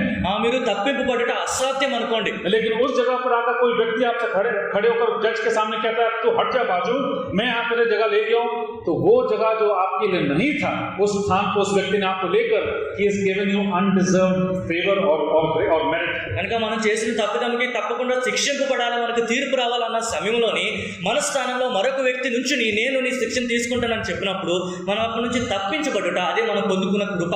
प्रभु यीशु मसीह जानते थे कि आने वाली पीढ़ी they will not love their neighbor as they love themselves। రానున్న తరముల్లోని పొరుగు వారిని తమను తాము ప్రేమించుకున్నట్లుగా ప్రేమించుకోవాలని ప్రభువైన యేసుక్రీస్తు వారికి తెలుసు. यदि एक दूसरे से हम वैसा प्रेम करते भाई और बहनों तो बहुत सारे डिविजन्स हमारे बीच में नहीं होते। ఒకరినొకరు మనం అలా ప్రేమించినట్లయితే మన మధ్య అన్ని విభజనలు కనిపించవు. प्रभु परमेश्वर से प्रेम करना मतलब प्रभु यीशु मसीह को परमेश्वर को सर्वोपरि रखना, सबसे ऊपर रखना। ప్రభువైన యేసుక్రీస్తు వారిని ప్రేమించడం అంటే అన్నిటికన్నా ఉన్నతమైన స్థితిలోని ప్రభువైన యేసుక్రీస్తు వారిని ఉంచుట। सारे तन मन धन और सामर्थ्य से प्रभु यीशु मसीह को या परमेश्वर को प्रेम रखना का मतलब है उसको उसका जो है वापस करना। పూర్ణ హృదయము, పూర్ణాత్మ, పూర్ణ బలముతో ప్రభువుని ప్రేమించడం అనగా ఆయనకి ఏదైతే చెందుతుందో తిరిగి ఆయనకి ఇచ్చుట। डिफिकल्ट, ఇది చాలా కష్టం, मुश्किल है। ఎంతో కఠిన సాధ్యం। आप अपने आप से पूछिए, మిమ్మల్ని మీరు ఈ ప్రశ్న అడగండి, मैंने ऐसे कितने बार अपने दुश्मनों से या अपने घर वालों से वैसा बर्ताव या प्रेम नहीं किया है। నేను ఎన్నిసార్లు ఇలాగా నా ఇంటి వారిని ఇలాగా ప్రేమించలేదు, నా శత్రువుని ఇలాగ ప్రేమించలేదు। This is the place जहाँ पर अनुग्रह, दया या कृपा, नॉट दया, अनुग्रह और कृपा एंटर करता है या प्रवेश करता है। ఇక్కడ కృప ఇటువంటి సందర్భంలో ప్రవేశిస్తుందని మనం చెప్పవచ్చు। इसीलिए तो पौलुस कहता है, అందుకే అపోస్తలుడైన పౌలు in చెప్తున్నాడు, all my weaknesses your strength is made perfect। मेरे सारे कमजोरियों में तू मुझे सामर्थ्य देता। బలహీనతలన్నింటిలో కూడా నీవే నాకు బలాన్ని అనుగ్రహిస్తున్నావని పౌలు చెప్తున్నాడు। तेरा सामर्थ्य it is made perfect, your strength is made perfect, सिद्ध बन जाता है। నీ బలము నాలోనే అది పరిపక్వము చెందుతుందని ఆయన చెప్తున్నాడు। प्यारो, संसार में ऐसा कोई व्यक्ति नहीं ప్రియులారా, లోకంలో ఎవరు ఇటువంటి వ్యక్తి లేరు प्रभु यीशु मसीह के अलावा ప్రభువైన యేసుక్రీస్తు వారు తప్ప, जिसने पिता परमेश्वर के अद्भुत अनुग्रह को मानव जाति के लिए प्रकट करा, ये बता दिया कि दुश्मन से तुम किस प्रकार से प्रेम कर सकते हो। దుష్టులను లేదా శత్రువుని ఎలాగ ప్రేమించాలని తండ్రి అయిన దేవుని యొక్క ప్రేమని సమస్త మానవాళికి ప్రకటించింది కేవలం ప్రభువైన యేసుక్రీస్తు వారు మాత్రమే। बस 2 उदाहरण को दूंगा। 2 ఉదాహరణలు నేను చెప్పాలనుకుంటున్నాను। मलाकस के कान को काटना, ఆయన మలుపు యొక్క చెవు ఎలాగ తెగ నరకడం మనం आप చూస్తున్నాం। जानते हैं कि जब प्रेरित पौलुस गुस्सा तो कुछ भी कर डालता है। పేతురుకి కోపం వచ్చినప్పుడు తను ఏమైనా చేసేవాడు, एकदम आपके और मेरे जैसे, మనవలే, है ना, बहुत उतावला था वो। చాలా ఎంతో ఉత్సాహంతో ఉండేవాడు, वो कुछ भी करने के लिए आगे था। ఏమి చేయటకన్నా ముందు సిద్ధంగా ఉండేవాడు। समय मिलता है तो उसके जीवन के बारे में कुछ बातों को आज हम देखेंगे। మనకి సమయం ఉన్నట్లయితే పేతురు యొక్క జీవితం నుంచి కొన్ని విషయాలు మనం చర్చించుకుందాం। जब यीशु मसीह को पकड़ने के लिए आते हैं तो हम देखते हैं पतरस किस प्रकार से सैनिक के कान को काट देता है। ప్రభువైన యేసుక్రీస్తు వారు పట్టుబడుటకు సైనికులు వచ్చినప్పుడు పేతురు ఒక సైనికుడికి చెవు ఎలా నరుకుతున్నాడో మనం చూస్తున్నాం। ऐसे कैसे वो एकदम कान बस कटा? కేవలం చెవు ఎలా నరికాడు? पतरस तो मछली पकड़ने वाला था, పేతురు చేపలు పట్టుకునేవాడు కదా, वो लकड़ी काटने वाला थोड़ी था। కట్టెలు నరుక్కునేవాడు కాదు। कहते हैं कि पतरस चाहता ये था कि गर्दन को काट दे। పేతురు అనుకున్నట్లయితే తల కూడా నరికివేశాడేమో, सैनिक बच गया, కానీ సైనికుడు అక్కడ రక్షింపబడ్డాడు। सिर्फ उसका कान गया, కేవలం ఆయన చెవు మాత్రమే తెగిపోయింది। मैं नहीं काटूंगा, सिर्फ उसका कान गया। కేవలం చెవు మాత్రమే తెగిపోయింది। और यीशु मसीह क्या कहते हैं? ప్రభువైన యేసుక్రీస్తు వారు ఏం చెప్తున్నారు? उसके कान को वापस फिर से उसको ठीक कर देते हैं। ఆయన స్వస్థపరచన తిరిగి చెవు అతికించడం ద్వారా ये क्या आपसे हो सकता है? ఇది మనం చేయగలం? ये क्या मेरे से हो सकता నా है? ద్వారా ఇది జరుగుతుందా? कोई आके मुझे 10 झापड़ मारे, ఎవరైనా నన్ను 10 సార్లు చెంప మీద కొట్టారనుకోండి, मैं मुड़कर उससे कम से कम 2 झापड़ तो मारूंगा। తిరిగి కనీసం 2 సార్లైనా నేను కొడతాను। तो चलो 2 नहीं, कम से 1 तो मारूं उसको। 2 కాదు, కనీసం తిరిగి ఒక్కసారి నేను కొడతాను। ये मेरी मन की इच्छा है ఇది నా మనసులో ఉన్న స్వభావం। कि जो मुझे मारे उसको मैं वापस वैसे ही मारूं। నన్ను ఎవరైనా కొట్టినప్పుడు తిరిగి నేను కూడా అలాగే కొట్టాలి। जितना सामर्थ्य उसने मारा उसको दुगनी सामर्थ्य से उसको मैं वापस घुसवाऊं। ఆయన ఎంత సామర్థ్యంతో నన్ను కొట్టాడో దానికి రెండింతలు నేను తిరిగి కొట్టాలని ప్రయత్నిస్తాను। प्यारों, ये आप और मैं है, ప్రియులారా, ఇది నీవు నేను। लेकिन प्रभु यीशु मसीह కానీ ప్రభువైన యేసుక్రీస్తు వారు, जिसके हाथ में सब कुछ था, ఆయన చేతిలో సమస్తమైన అధికారం, जिसके हाथ में कहने से हजारों के तादाद पर स्वर्गदूत उतर कर आते हैं, ఆయన ఒక మాట చెప్పినట్లయితే వేల కొలది దూతలు గాను దిగి వస్తారు। अपने आप को मीक दीन कर देता है। कैसे? తను తాను అంత దీన మనస్సు కలిగి తగ్గించుకుంటున్నారు। ఎలా? जब वो क्रूस पर होता है, ఆయన కలవరి శిలువలో ఉన్నప్పుడు जब उस दोनों डाकू जब उसको खिल्ली उड़ाते हैं, ఆ ఇద్దరు దొంగలు ఆయన ఇలాగ అపహసిస్తున్నప్పుడు, और जब नीचे खड़े हुए लोग उसकी खिल्ली उड़ाते हैं, కింద ఉన్న వారంతా ఆయన అపహసిస్తున్నప్పుడు, और वहां से जितने लोग चल रहे थे अपने सर हिला हिला के कहते हैं कि तो कहता था कि तू मंदिर को बना गया या तू अपने आप को दिला सकता है, अब तो नीचे उतर कर आ। అక్కడ ఉన్న వాళ్ళందరూ కూడా తల్లాడించి నీ మందిరాన్ని 3 దినాల్లో నిర్మిస్తానన్నావు, నువ్వు ఇప్పుడు దిగిరానికి సామర్థ్యం ఉంటే, ऐसे सब बातों को सुनकर, इन सारे विषयों को सुनकर यीशु मसीह कहते हैं, हे प्रभु इन्हें माफ कर, हे परमेश्वर ने माफ कर, क्योंकि ये नहीं जानते कि ये क्या करते हैं। ఈ మాటలు అన్ని వినిన తర్వాత కూడా ప్రభువైన యేసుక్రీస్తు వారు చెప్తున్నారు, తండ్రి వీరు ఏం చేస్తున్నారు, వీరు ఎరుగురు, వీరిని క్షమించు। इसीलिए तो कहते हैं कि मुआफी या forgiveness can only be from Jesus Christ. కనుక క్షమాపణ అనేది కేవలం ప్రభువైన యేసుక్రీస్తు ద్వారా మాత్రమే సాధ్యము। जिसने कभी क्षमा किया नहीं है उसे क्षमा की याचना भी आप नहीं कर सकते। ఎవరైతే ఎన్నడూ క్షమించలేదో క్షమించే ఆలోచన కూడా రాదు। क्षमा वही व्यक्ति कर सकता है, या क्षमादान आपको उसी व्यक्ति से प्राप्त हो सकता है जिसने पूरी निस्वार्थता में सेल्फलेसली has forgiven you. ఎవరైతే స్వార్థం లేకుండా మిమ్మల్ని క్షమించారో వారు మాత్రమే మిమ్మల్ని క్షమించే సామర్థ్యం వారికి ఉందని మనం చెప్పవచ్చు. इसलिए हम देखते हैं कि प्रभु परमेश्वर प्रभु यीशु मसीह का जो प्रेम था, जब कहा कि उससे सारे तन मन धन और सामर्थ्य से प्रेम रख, हम प्रभु यीशु मसीह का अद्भुत प्रेम को 2000 साल के पहले साबित होते हुए देखते हैं. కనుక ప్రభువైన యేసుక్రీస్తు అని తండ్రి అయిన దేవుని నీ ప్రభువుని నీ పూర్ణ మనసుతో పూర్ణ బలంతో పూర్ణ ఆత్మతో ప్రేమించాలని చెప్పబడుతున్నప్పుడు 2000 సంవత్సరాల క్రితము మన ప్రభువైన యేసుక్రీస్తు వారి ప్రేమను మనం జ్ఞాపకం చేసుకోవాలి. इसलिए तो प्रभु यीशु मसीह के अद्भुत प्रेम को अगापे प्रेम करके कहते हैं. అందుకే ప్రభువైన యేసుక్రీస్తు వారి యొక్క అద్భుతమైన ప్రేమని అగాపే ప్రేమ అని చెప్తూ ఉంటారు. ये कैसा हो सकता है आप किसी से प्रेम करें और don't expect anything in return? ఇది ఎలాగ సాధ్యము? మీరు ఎవరినైనా ప్రేమించి వారి నుంచి ఏమి మీరు ఆశించకపోవుట, ये कैसे हो सकता है? ఇది ఎలా సాధ్యం? आप किसी को कुछ देते हैं कभी, మీరు ఎవరికైనా ఏమైనా ఇచ్చారనుకోండి, तो उसने कुछ किया होगा इसलिए आपने दिया होगा. మీరు వారు ఏదో చేయుచుండడం ద్వారా మీరు వాళ్ళు ఏదో ఇచ్చారేమో. यदि नहीं किया तो आप नहीं देंगे. వారికి మీకు ఏమి చేయలేనట్లయితే వారికి మీరు ఏమి ఇవ్వరు. यदि ऐसा इसमें से कोई यहाँ ऐसा कोई व्यक्ति बैठा जो ऐसा नहीं है तो आप बहुत बड़े आदमी हैं. ఒకవేళ అలాగ కాని వారు కానీ ఇక్కడ ఎవరైనా ఉన్నట్లయితే మీరు చాలా గొప్పవారు. और मत बोलिए, మర్చిపోవద్దు, इट्स अ नेचुरल थिंग. ఇది చాలా స్వాభావికమైనది. इसमें आपकी गलती नहीं है. ఇందులో మన తప్పిదం ఏమీ లేదు. जब आप किसी को कुछ देते हैं, हमारे मन में एक छोटी सी इच्छा होता है कि कुछ तो वो व्यक्ति मुझे वापस करेगा कभी ना कभी. మనం ఎవరికైనా ఏమైనా ఇస్తున్నప్పుడు ఎక్కడో మనకి చిన్న ఆశ ఉంటుంది, ఆ వ్యక్తి తిరిగి మనకి ఎప్పుడోకప్పుడు సహాయపడతాడు. कई बार हमारे मन वैसे ही होते हैं. చాలా సార్లు మన మనసు అలాగే ఉంటుంది. यारों मैं आपको इसलिए बता रहा हूँ क्योंकि हम सबका मन वैसे ही है. ప్రియులారా, నేను ఎందుకు ఇలా చెప్తున్నానంటే మన అందరి మనసులు అలాగే ఉన్నాయి. And there is nothing wrong if that is how your mind, my heart is. अगर आपका दिल वैसा है उसमें कोई गलती नहीं. మీ హృదయము నా మనస్సు మన హృదయంలో అలా ఉన్నాయంటే అందులో ఎటువంటి తప్పిదం లేదు. मैं इस बात को बताना चाहता हूँ कि हमारे मन के जैसा नहीं है प्रभु परमेश्वर, उसका पुत्र प्रभु यीशु मसीह का मन. మన ప్రభు అయిన యేసుక్రీస్తు వారి తండ్రి దేవుని కుమారుడు ప్రభు అయిన యేసుక్రీస్తు వారి మనస్సు ఆయన స్వభావము మన వంటి స్వభావం కాదు. It is a heart that does not expect anything in return. कुछ भी हमसे वापस नहीं प्राप्त करने का मन है प्रभु परमेश्वर का मन. इसी तो अगापे प्रेम. తిరిగి మన నుంచి ఏమి ఆశింపకుండా ప్రేమించే ప్రేమ ప్రభు అయిన యేసుక్రీస్తు వారి ప్రేమ, అదే అగాపే ప్రేమ. हाँ, वो ऐसा प्रेम अगापे प्रेम जो अपने पूर्ण मन से हमसे प्रेम रखता है, ఆయన పూర్ణ హృదయంతోనే ఆయన మనల్ని ప్రేమించేవాడు. जो अपने आप के लिए कुछ नहीं रख छोड़ता है. తన కొరకు ఏమైనా సరే అన్ని విడిచిపెట్టి निस्वार्थ प्रेम, స్వార్థం లేని ప్రేమ, सेल्फलेस लव, తన గురించి ఆలోచించకుండా చూపించే ప్రేమ. ऐसा एक प्रेम जिसका हम सोच भी नहीं सकते. అటువంటి ప్రేమ గురించి మనం ఎన్నడూ ఆలోచించలేము. और इसलिए उसको हम समझ नहीं पाएंगे क्योंकि हम वैसे नहीं है, इसलिए नहीं समझ पाते हैं. మనం అలాగే లేము కనుక ఆ ప్రేమను మనం అర్థం చేసుకోలేకపోతున్నాం. यदि आपको और मेरे भीतर अगापे प्रेम कुछ नहीं प्राप्त करने का प्रेम, कुछ वापस में नहीं प्राप्त करने का प्रेम होता तो शायद हम उस प्रेम को समझ पाते. మనలో ఒకవేళ ఏమి కూడా ఆశించకుండా ప్రేమించగలిగే హృదయం మనలో ఉన్నట్లయితే అగాపే ప్రేమను మనం అర్థం చేసుకోగలమేమో. इसलिए कह रहा हूं प्रभु यीशु मसीह का, परमेश्वर का पुत्र प्रभु यीशु मसीह का प्रेम एक ऐसा प्रेम है जिसने सब कुछ देकर हमें मोल दिया. కనుక దేవుని కుమారుడు ప్రభువైన యేసుక్రీస్తు వారి ప్రేమ ఎటువంటిదంటే ఆయనకున్న సమస్తం ఆయన మన కొరకు ఇచ్చి ఆయన మనల్ని కొనుగోలు చేసుకున్నారు. वो ऐसा एक प्रेम है which is to love the unlovable. ఎవరు ప్రేమింపలేని వారిని ప్రేమించుట. मैं कई बार इस उदाहरण को बताता हूँ. I do not know in my previous message I speak about it. నేను ముందుగా చెప్పిన తెలుగు చాలా సార్లు ఉదాహరణ నేను చెప్తూ ఉంటాను. मैंने ऑनलाइन के प्रचार के समय विश्वास में मैंने उस बात को बताया, उदाहरण बताया कि याद नहीं है, लेकिन this is about mother Teresa. నేను బహుశా ముందుసారి మాట చెప్పే ఉంటాను, ఇది మదర్ తెరిసా గురించి మాట. मैं कलकत्ता एक बार हमारे ऑल इंडिया प्रिंसिपल्स की मीट के लिए जब गया हुआ था. ఒకసారి ఆల్ ఇండియా ప్రిన్సిపల్స్ మీటింగ్ అయినప్పుడు నేను కలకత్తా వెళ్ళాను. जो सिस्टर्स ऑफ चैरिटी का जो मिशन होता है कलकत्ता में, वहां पे मैं गया. కలకత్తాలోని సిస్టర్స్ ఆఫ్ చారిటీ అనే మిషన్ యొద్దకు నేను వెళ్ళాను. मदर टेरेसा को ऐसा कोई नहीं जानता है.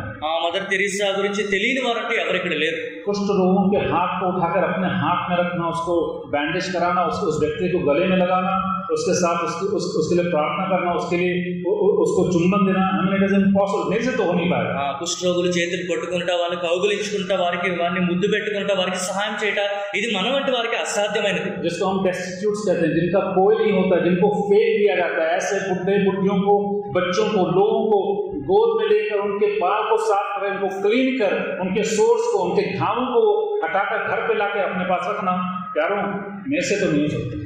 సమాజం నుంచి వెలివేయబడిన వారు ఎవరు కూడా వారిని ముట్టుకోవాలని ఆశించలేని అటువంటి ప్రజల్ని తిరిగి ఇంటికి తీసుకువచ్చి వారికి ఉన్న గాయములు కడిగి వారికి కావాల్సిన అవసరాన్ని తీర్చట ఇది నా వల్ల అయితే సాధ్యం కాదు. लेकिन मदर टेरेसा के उस घर में जब ने प्रवेश किया, కానీ ఆ మదర్ తెరిసా అక్కడ అక్కడికి నేను ఆ విషయం దగ్గరికి నేను వెళ్ళినప్పుడు मैंने सोचा कि अच्छा मस्त मकान कुछ होगा। ఆ చక్కటి గృహం ఉంటుంది అక్కడ నేను భావించాను. इतनी बड़ी हस्ती है जिसको सब जानते हैं, అందరికీ తెలుసు కదా దీని గురించి. बड़ा साधारण सा मकान सिस्टर्स ऑफ चैरिटी का, ऐसे ही एक बिल्डिंग था। ఆ సిస్టర్స్ ఆఫ్ చారిటీ చాలా సాధారణమైన ఒక భవనం నేను చూసాను. और फिर कुछ कुछ कमरे थे। కొన్ని గదులు ఉన్నాయి.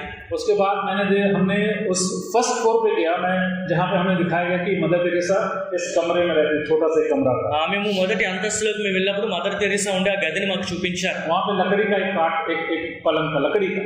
అక్కడ చెక్కతో చేయబడిన ఒక చిన్న మంచం ఉంది. उसमें बेड भी नहीं था। ఆ మంచంలోని పరుపు లేదు. तकिया था, मुझे याद नहीं आ रहा। అక్కడ తలగడ ఉందని కూడా జ్ఞాపకం రావట్లేదు. लकड़ी का एक कुर्सी था, लकड़ी का एक टेबल था। ఆ చెక్క కుర్చీ ఒకటి ఉంది, చెక్క బల్ల ఒకటి ఉంది. और बाकी उस कमरे में कुछ नहीं था। ఆ గదిలో ఇంకేమీ లేవు.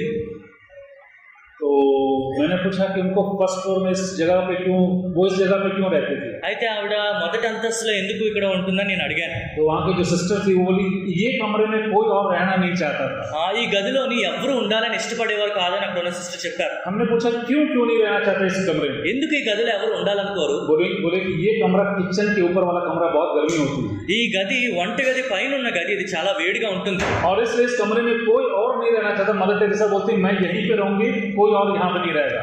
ఎవరు ఇక్కడ ఉండాలనుకోవట్లేదు, నేను ఇక్కడ ఉంటానని మదర్ తెరీసా చెప్పేవారు. यारो मेरा कहने का बात एक ही है। ప్రియులారా, ఈ మాటలను చెప్పడానికి తాత్పర్యం ఒకటే. कि संसार में रहकर यदि किसी व्यक्ति ने अपनी सुख सुविधा के वस्तुओं को दूर रखकर प्रभु के लिए अगर वैसा जीवन जीना सही समझा, I will call it selfless love.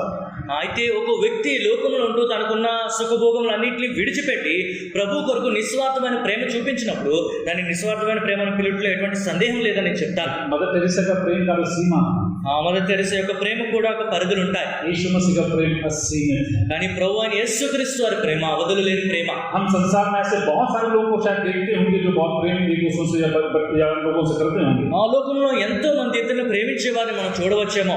लेकिन अपने प्राण को देकर मनुष्य जाति से प्रेम रखना जो अनलवेबल था, जिससे आप प्रेम नहीं रख सकते, that is God's love, agape love. ఏ మానవులైతే ఎన్నడూ ఎవరూ ప్రేమించలేరో అటువంటి మానవుల కొరకు ప్రాణం పెట్టి ప్రేమించే అంత ప్రేమ అది కేవలం దేవుని ప్రేమ. भारत के सदर्न पार्ट में, तमिलनाडु में एक जगह है तिरुनेलवेली डिस्ट्रिक्ट। భారతదేశంలోని దక్షిణ భాగంలోని తమిళనాడులోని తిరునెల్వేలి అనే ఒక డిస్ట్రిక్ట్ ఉంది. वहाँ पे परमेश्वरी दासी थी जिनका नाम था एमी कार्माइकल। అక్కడ దేవుని దాసురాలు ఎమీ కార్మైకల్. उनका वो 1951 में उनकी मृत्यु हुई। ఆమె 1951 సంవత్సరంలో ఆమె అక్కడ మరణించారు. मैं देख रहा था कि वो कौन सी जगह से कौन सी जगह पर आ गई। ఆమె ఎక్కడి నుంచి ఎక్కడికి వచ్చిందని నేను చూస్తున్నా. वो एक आयरिश मिशनरी थी। ఆమె ఐర్లాండ్ కి చెందిన ఒక మిషనరీ ఆవిడ. वो उनका नाम इसलिए बहुत जाना जाता है क्योंकि देवदासी प्रथा को उन्होंने खत्म करने की लीगल बैटल लड़ी थी। देवदासी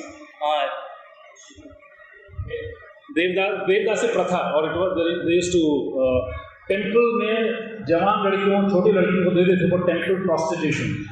ఇలాగా దేవదాసి ప్రథ ఎలా చెప్తూ ఉంటారు, ఆ గుడుల్లోని వారిని ఇలాగ అర్పించేవారు కన్యకల్ని.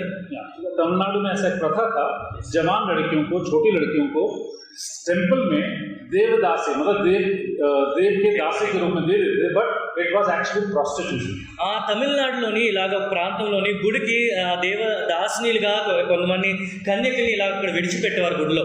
आप सोच लीजिए लोगों का मन कितना करप्ट है। ఆ మనుషుల యొక్క స్వభావం, వారి ఆలోచనలు ఎంత దుష్టత్వమైనో మీరు ఒకసారి గమనించండి. हम हमारे बच्चों से कितना प्रेम रखते हैं। మన పిల్లల్ని మనం ఎంతగా ప్రేమిస్తామో, हमारी बेटियों को सुरक्षा हमारे सबसे ऊपर है।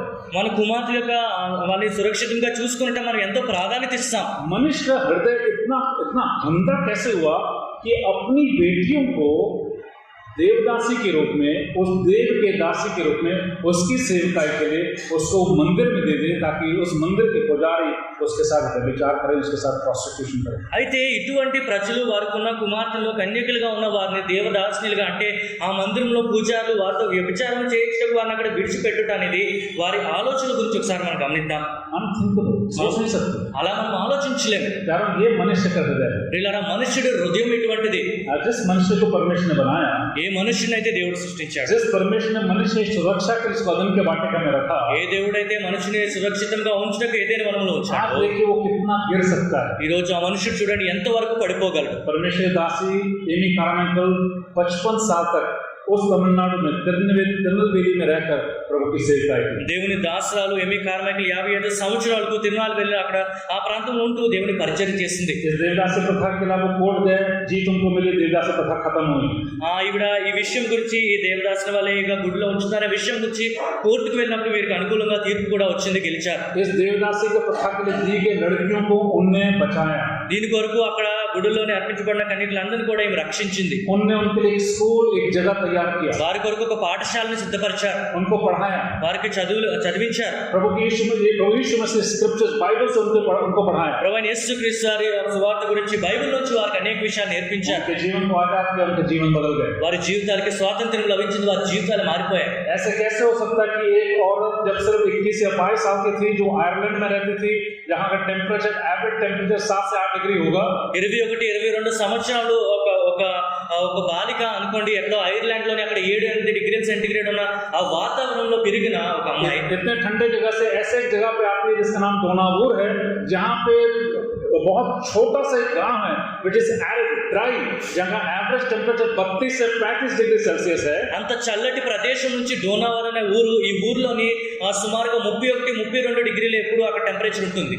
उन्होंने एक बात को कहा, ఆమె ఇలా ఒక మాట చెప్పింది. आप मत बोले, उन्होंने करीब 35 बुक्स, 35 पुस्तक लिखे, ఆమె సుమారుగా 35 పుస్తకములు ఆమె రచించింది. और उसमें से कुछ पुस्तकें जो बॉटनी से मायने रखते हैं, फ्लावर्स, बीज, इंसेक्ट्स, इनसे मायने रखते हैं। అందులో కొన్ని పుస్తకములు మొక్కలకి సంబంధించి, బాటనీకి సంబంధించిన పుస్తకాలు ఆమె రచించింది. उन्होंने उनके पुस्तक में एक बार ऐसा लिखा, ఆమె పుస్తకాలు ఇలాగా ఆమె రాసింది. You can give without love, बिना प्रेम किए आप दे सकते हो, you can give without loving, మీరు ప్రేమ లేకుండా ఇవ్వచ్చు అని ఆమె చెప్పింది. But you can not love without giving. కానీ మీరు ఇవ్వకుండా ప్రేమించలేరు. You can give without loving, మీరు ప్రేమ లేకుండా ఏమైనా ఇవ్వచ్చు, but you cannot love without giving. కానీ ఏమి ఇవ్వకుండా మీరు ప్రేమించలేరు. मैं देखता हूँ कि एमी कारमाइकल ने प्रभु यीशु मसीह के अद्भुत सेल्फलेस लव में भरकर इन बातों को कहा। ఎమీ కార్మైకల్ ప్రభువైన యేసుక్రీస్తు నిస్వార్థమైన ప్రేమతో నింపబడిన మాట చెప్పిందని నేను భావిస్తున్నాను. आज जब टेम्परेचर बढ़ता है तो एसी के अंदर घुसना हम सब पसंद करते हैं। ఈ రోజు ఉష్ణోగ్రతలు అలా పెరిగిపోతున్నప్పుడు ఏసీలో ఉండటానికి మనం ఎంతో ఇష్టపడుతూ ఉంటాం. इतनी गर्मी में हम आप कोई रहना नहीं चाहते। ఎంత వేడిలో మనం ఎవరు కూడా ఉండాలనుకోం.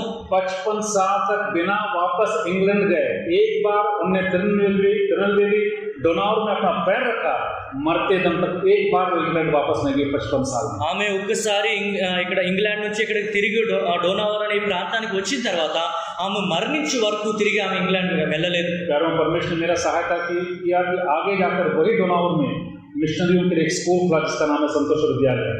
ప్రియులరా, అదే డోనావూర్కి వెళ్ళి అక్కడ సంతోష విద్యాలయ అనే పాఠశాల తెరుపుటకు దేవుడు నాకు సహాయం చేశారు. वहाँ पे 5 साल जाके उस बोर्डिंग स्कूल में मैंने अपनी पढ़ाई की। అక్కడ 5 సంవత్సరాలు నేను అక్కడే చదువుకున్నాను బోర్డింగ్ స్కూల్లో. उसी स्कूल में मेरा छोटा भाई जॉर्जी अंकल का बेटा, उसने 2 साल वहाँ पे पढ़ाई की। అదే స్కూల్లోని జోషి అని కూడా 2 సంవత్సరాలు చదువుకున్నాడు. वो मेरे से 2 साल जूनियर था। జోషి నాకన్నా 3 साल जूनियर था। 3 సంవత్సరాలు చిన్నవాడు. 2 साल वहाँ पे उसने पढ़ाई की। అక్కడ 2 సంవత్సరాలు చదివాడు. और जिन व्यक्तियों को, जिन औरतों को एमी कारमाइकल ने पाला था, उनको लोग अम्मा करके कहते थे। ఏ స్త్రీలనైతే ఎమీ కార్మైకల్ ఆమె పోషించిందో వారిని అమ్మ అని పిలుస్తూ ఉండేవారు. उस अम्मा या एमी कारमाइकल के बारे में ये लोग बोला करते थे। ఎమీ కార్మైకల్ గారి గురించి వీరు చెప్తూ ఉండేవారు. आज जब लोग मरते तो अपने लिए बड़े बड़े जगहों को बना के रखते हैं। ఈ రోజు ప్రజలు మరణించే ముందు వారి వరకు గొప్ప గొప్ప స్థలాన్ని ఏర్పరచుకుంటూ ఉంటారు. बड़े मेमोरियल्स को बना के रखते हैं। ఆ గొప్ప గొప్ప ఇలాగ జ్ఞాపకార్థకంగా కట్టుకుంటూ ఉంటారు. किसी की मौत के सबसे बड़ा मेमोरियल भारत में कौन सा है? ఒక మరణంకి అంటే గొప్ప స్తూపం ఎవరిది ఉందో చెప్పండి. ताजमहल जानते हैं ना? తాజ్మహల్ మనందరికీ తెలుసు కదా. शाहजहां अपनी बीवी से, मुमताज महल से इतना अधिक प्रेम करता था, he made one of the 7 ancient wonders, Taj Mahal. Shahjahan తన భార్య ముంతాజ్ మహల్ ని ఎంతగా ప్రేమించేవాడంటే ఆ ప్రపంచంలో ఉన్న 7 వింతల్లో ఒకటిగా తాజ్మహల్ ని ఆయన నిర్మించాడు. 20 साल लगे ताजमहल को बनाने में, 20 years। తాజ్మహల్ నిర్మించుటకు 20 సంవత్సరాలు పట్టింది. 20,000 लोग काम किए, 20,000 మంది అక్కడ పనిచేశారు. 18 एकड़ जमीन में ताजमहल बना है। 18 ఎకరాల భూమిలోని తాజ్మహల్ నిర్మింపబడింది. किसके लिए बना? ఎవరి కొరకు? जिस औरत से, जिस बीवी जिससे वो प्यार करता था, ताकि उसका प्यार अमर हो जाए, उसने ताजमहल को बना के रखा, जिसको करोड़ों लोग आकर आज देखते हैं। ఏ స్త్రీనైతే ఆయన ప్రేమించాడు ఆ స్త్రీకి జ్ఞాపకగా తాజ్మహల్ నిర్మించాడు. ఎంతమంది కోట్ల మంది అక్కడికి వచ్చి అది వీక్షిస్తున్నారు. शाहजहां खत्म हो गया। ఆ షాజహాన్ అంతమైపోయాడు. उसकी बीवी मुमताज महल, जिसके लिए उसने वो ताजमहल को बना, उसके 12वें बच्चे को जब जन्म दे रही थी, वो भी खत्म हो गई। ఆ ముంతాజ్ మహల్ కొరకు ఈ మందిరాన్ని తన తాజ్మహల్ నిర్మించాడు. ఆమె 12వ కుమారుడికి జన్మనిస్తుండగా మరణించింది. और मत भूलिए, ताजमहल को जिसने बनाया था शाहजहां, उसी के बेटे ने उसको मार डाला। ఆ తాజ్ మహల్ ని నిర్మించిన షాజహాన్ కుమారుడే ఆయన చంపివేశాడు. यारो संसार में इतना ही, ఇలా లోకంలో ఇలాగే జరుగుతుంది. संसार के लिए आप कितना भी करो, లోకం కొరకు మీరు ఎంతైనా చేయండి, दूसरों से आप कितना भी प्रेम रखो, ఇతరుల కొరకు మీరు ఎంతైనా ప్రేమ చూపించండి, वो प्रेम इन्हीं कारण को ने जो कहा, you cannot love without giving, बिना दिए आप प्रेम नहीं कर सकते। ఆ ప్రేమ ఇవ్వకుండా మీరు ప్రేమించలేని ప్రేమ. मैं सोचता हूँ कि किस प्रकार से परमेश्वर ने उस औरत के मन में काम किया। उस औरत ने भारत में आकर मरते दम तक सेवका की। आज हजारों लोग, लाखों लोग प्रभु यीशु मसीह को उसके सेवका के द्वारा जानते हैं। దేవుడు ఆమె మనసులోని ఎటువంటి కార్యం చేశాడు దాని గురించి నేను ఆలోచిస్తున్నాను. అన్ని సంవత్సరాలుగా ఆమె వచ్చి ఆమె మరణించే వరకు ఇక్కడ పనిచేసింది. ఇప్పుడు లక్షల మంది ఆమె గురించి ఇలా మాట్లాడుకుంటున్నారు. हम उस भाग के आखिरी भाग में आते हैं। ఈ వాక్య భాగంలో ఆఖరి సంఘటనకు మనం వద్దాం. वहाँ पे हम आखिर में क्या पढ़ते हैं?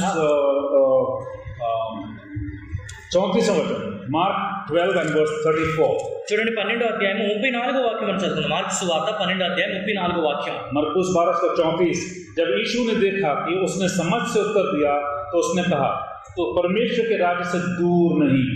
అతడు వివేకముగా ఉత్తరం ఇచ్చినని యేసు గ్రహించి, నీవు దేవుని రాజ్యమునకు దూరముగా లేవని అతనితో చెప్పాను. कौन सा उत्तर दिया इसने समझदार बनकर?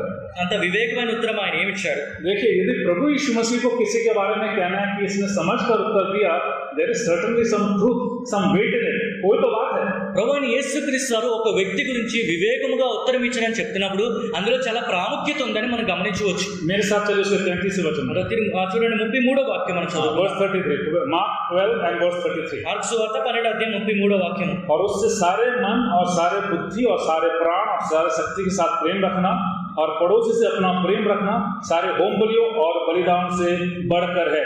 33వ వాక్యము, పూర్ణ హృదయముతోను పూర్ణ వివేకముతోను పూర్ణ బలముతోను ఆయన ప్రేమించుటయు, ఒకడు తన్ను వలె తన పొరుగువాని ప్రేమించుటయు సర్వాంగ హోమములన్నిటికంటేను బలుల కంటేను అధికమని ఆయనతో చెప్పాను. उसका 32वां वचन पढ़िए मेरे साथ, 32। 32వ వాక్యం చూడండి. शास्त्री ने उससे कहा, हे गुरु, बहुत ठीक, तूने सच कहा कि वो एक ही है, उसे छोड़ और कोई नहीं। ఆ శాస్త్రి బోధకుడా, బాగుగా చెప్పేదివి, ఆయన అద్వితీయుడనియు ఆయన తప్ప వేరొకడు లేడనియు నీవు చెప్పిన మాట సత్యమే.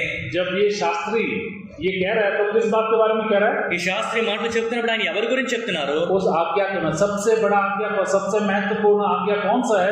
तो शास्त्री कहता है, हाँ प्रभु, तूने सही कहा, वही आज्ञा सबसे महत्वपूर्ण है। అన్నిటికన్నా ప్రధానమైన ఆజ్ఞ గురించి ప్రభు మాట్లాడుతున్నప్పుడు అవును ప్రభు అని వాస్తవమే చెప్పవు, అన్నిటికన్నా ప్రధానమైన ఆజ్ఞ అదే. लेकिन उसने उस आज्ञा को दोहराने के बाद ये शास्त्री उस आज्ञा को दोहराता है, उसके बाद एक लाइन आगे और जोड़ देता है। ఈ శాస్త్రి అదే ఆజ్ఞను తిరిగి మరొకసారి చెప్తున్నప్పుడు దాని వెనక ఒక చిన్న వాక్యం జుడిస్తున్నట్లుగా మనం చూడగలుగుతున్నాం. क्या कहता है? ఏం చెప్తున్నాడు? सारे होम बलि और बलिदान से बढ़कर है, సర్వాంగ హోమములన్నిటికంటేను బలుల కంటేను అధికమని ఆయనతో చెప్పాను.